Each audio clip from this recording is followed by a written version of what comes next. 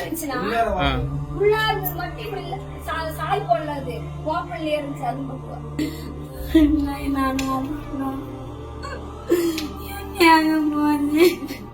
இவங்க 4.5 சவரன் தங்க நகைய கழட்டி பிளாஸ்டிக் டப்பாவில வைத்து அவங்களோட பீரோவுல பூட்டி இருக்கிறதா சொல்லப்படுது.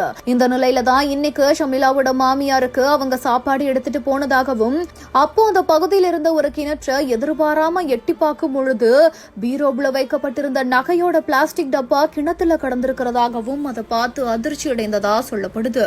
உடனடியா வீட்டுக்கு சென்று பீரோவை பார்க்கும் பொழுது பீரோவோட வெளிக்கதவு சாவியினால திறக்கப்பட்டு உள்கதவு உடைக்கப்பட்டு 4.5 சவரன் நகை திருடு போனதும் தெரிய வந்திருக்குது. இது குறித்து நகையோட பிளாஸ்டிக் டப்பாவை எடுக்க நாற்றம்பள்ளி தீயணைப்பு துறையினருக்கு தகவலை தெரிவிக்கவே விரைந்து வந்து அவங்க கிணற்றில் கிடந்த டப்பாவை எடுத்து திறந்து பார்க்கும் பொழுது அந்த டப்பா காலியா இருந்திருக்குது. இந்த சம்பவம் குறித்து நாற்றம்பள்ளி காவல் நிலையத்தில் அவங்க புகாரும் கொடுத்திருக்காங்க. நகையை திருடி சென்றிருக்கிற நபர்கள் அதே குடும்பத்தை சேர்ந்தவங்களா இல்ல மர்ம நபர்களா அப்படின்ற விசாரணையையும் மேற்கொண்டுட்டு வராங்க. மொத்த நகையும் போயிடுச்சே, இனிமே நான் என்ன பண்ணுவேன் அப்படின்னு சொல்லிட்டு தங்க நகைகளை பறிகொடுத்து விட்டு கதறக்கூடிய இந்த ஒரு பெண்மணியோட காட்சிகள் இப்ப பாக்குற அனைவரையுமே பதைக்க வச்சிருக்குது.